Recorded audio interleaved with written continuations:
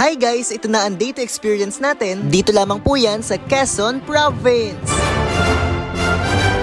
Tara, samahan niyo ulit ako. Dahil from Catanawan, Quezon, pupunta naman tayo ngayon sa San Narciso. Kaya naman ano pang hinihintay nyo? Tara na, samahan niyo akong mangisda, kumain ng jellyfish at manghuli ng mga lamang dagat sa gabi. Maaga pa lamang ay gumising na kami dahil medyo malayo-layo pa ang aming pupuntahan. O yan, kunwari fresh pero antok na antok pa. Gusto ko sanang matulog na yun sa biyahe kaso hindi pwede, nakasanda lamang ako dito sa may tricycle. Tiningnan din muna namin yung mga nahuli kagabi at wow, ang lalaki ng mga nakuha oh. Ang sarap nito. At yan nga, pupunta na kami sa San Narciso for the go. Nagpagas na muna kami at madami kaming madadaanan at dito nga ang Mulanay. Tumigil muna kami dito saglit kasi ganda ng view. Pwede na nga dito maglangoy kung tutuusin eh. For tatambay muna kami dito ng mga konting minuto. Kasama ko ang inay, kapatid ko at ang papa. Ganito nga pala ang itsura ng mga puyat tapos gala. O diba? Mumukat-mukat pa. After nga nito ay didiretso na kami sa aming pupuntahan. Grabe, ngalay na naman ang puwet ko nito. At buti na lamang at nakita ko na ang welcome to San Narciso, Quezon. Ay, Diyos ko po Rude, antok na antok pa. Antok na ako.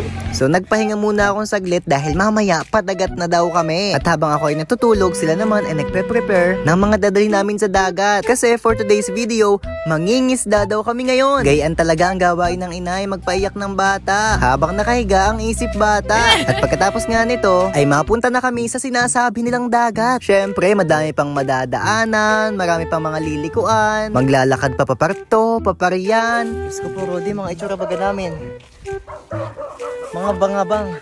Pero kaunting lakad lang naman, pero nakikita ko na ang dagat. Ayun oh. Hahanap lang kami ng masisilungan at talagang pagkakainit. Hinahanda na rin ang bangka na aming sasakyan papunta sa iba't ibang langoyan dito. Grabe, ang daming pwede paglangoyan dito sa Quezon. Kaya naman, sasakay na tayo sa bangka at libutin natin ang dagat dito sa San Narciso. Grabe ang astig, sobrang ganda ng mga rock formations. Worth it na worth it ang pagpunta ho namin dito. Habang yung isa takot-takot mangiti mo. At dahil pagkakatagal naming namangkay, ako'y nagutom na. Nanood na lamang ako ng mga isda na tumalon lang tumalon. Ariyate, mga isdang tipaklong. May mga nakasalubong din kami na mga nangingitang. At dahil banas na ako, ako'y malangoy muna. Nagpalit muna ako ng damit nang sa ganon, ready na akong manisid. Kaya tara, maglangoy na tayo. Wala namang ganari sa amin, kaya mag-enjoy nga ni. Ay kitang-kita nyo naman, pagkakalinaw ay pagkakaganda ho. Abay, sinong hindi mawiwili din eh. At maya-maya pa ay nanghuli na nga kami ng mga sahang. At yung aming mga mahuhuli ang aming uulamin pagdating namin sa Pangpang. O diba ang astig, libre na yung ulam. At dahil kulang pa ito, naghanap pa kami sa ibang pwesto. Marami ka namang makukuhang ganito kung magaling kang sumisid. At sa mga naglalangoy po dito, mag-ingat po kayo sa salabay. Pero sa amin dito sa probinsya, ang salabay ang mag-ingat sa amin. Dahil ang salabay na ito ang siyang gagawin namin pagkain. Ha? Si Kuya Pat kakain ng jellyfish? Aba, ikaw nakakain daw ba hindi ang titikman? Tayo hugasan mo munang maigi, aalsin mo yung mga makakatidiyan. Pero yung ganitong jellyfish ay hindi ha, baka kay malasaw. Yung aming mga nahuling sahang ay amin ang ibinangi. At yung mga salabay na pauli-uli dyan sa tabi ay amin pa rin hinuhuli. Dahil yan ang aming gagawing kinilaw na salabay na may inihaw na sahang. Ito nga pala ang itsura ng inihaw na sahang. Tara, tikman natin. At guys, masarap pala ang lasa niya. Sobrang fresh. Kaya naman, kumuha pa ako ng isa para papakin. Ito talaga mismo ang gusto kong maranasan sa probinsya ng Quezon. Yung may payak at simpleng pamumuhay. At kung itatanong nyo kung ano ba yung lasa ng kilawing salabay, lasa siyang fresh na gulaman na naglalasang dagat na medyo maasim dahil sa kalamansi. At sinubukan din ng inay ang pagkain nito. Kaya naman, pag napagawi din kayo sa Quezon, try nyo to. Eto guys, oh, para lamang kayong kumakain ng gelatin. Sa sobrang init ng panahon, nag-swimming na rin ng aso. Alangan daw kami laang, diga? Mayroon ding nag-e-enjoy dun sa malaking bato na yun. Umaakyat sila din tumatalon. Pero mas malupit ang aking paglalangoy. Dahil mga takot sa araw, sako ang aking ipinangpando. Open sesame. Hi guys, so yun, pupunta kami dito sa may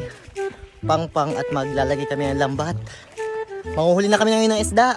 At dahil wala nga kaming dalang payong, nagtsaga na lang kami ng kapatid ko sa tarpaulin. Kaya naman tara na, ito na ang pinakahihintay natin, mangingisda na ho tayo. Ay, ari palang paglalagay ng lambat ay napaka-proseso. Hindi pala rin basta-basta mo lang ilalatag, ari pala ay may process din. Hindi rin pwede magbuhol-buhol. Abay, dapat nga pala ay bihasa ang nagwawaksin nito. At pagkatapos nga may lagay ang mga lambat, ang sunod naman natin gagawin ay abulabugin pala natin mga isda sa ilalim. At hindi rin nagtagal ay amin na rin titingnan kung meron na ba kaming nahuli. Guys, may nahuli na kaming isang isda. O, tingnan ninyo, kakaunting minuto pa lamang ay meron agad kaming nahuli. Ay, ibahin talaga kapag ang kasama mo yung mga veterans. At kami mga bata dito, wow, bata pala ako. Kami, tagapalakpak na lamang at saka tagatuwa. Ay, kapag hindi ka natuwa, ay nagsunod-sunod na akong aming huli. Abay, ay, sobra ako na-amaze din eh. Kapag talaga ikaw ay nagsipag-ilibre na inyong ulam, ang problemahan nyo na lamang ay ang bigas. Ay guys, ang dami na naming nahuhuli ngayon. May panghapunan na tayo na sasahin na lamang kung ini piprituhin o lalagyan ng sabaw. Grabe, ang hirap pala mga isda, no?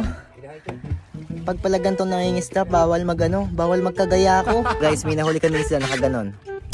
Abay, bakit kaya ang isdang aring ngusong-nguso? Ari atay nahuli may kahalikan sa ilalim. Tapos meron pa kaming isang nahuli, pagkakaganda oh. Abay, tiis-tiis na lamang at talagang pagkakainay. At pagkatapos nga namin manghuli, edi kami babalik na. Oh, ngiting may huli ang pag-uwi. Pagkatapos lang namin manghuli, namang init. Ang tagal namin dun sa laot. At dahil sunog na ang aking muka, mauwi muna kami at talagang makapagpahinga dahil mamaya ay mangingilaw naman daw kami. At guys, eto nga pala ang aming mga nahuli ngayon. Niluto na rin agad para sariwang-sariwa. At syempre, kakain muna. Kaya naman guys, abangan nyo po ang aking sunod na adventure dito lamang sa Quezon Province. See you on my next vlog.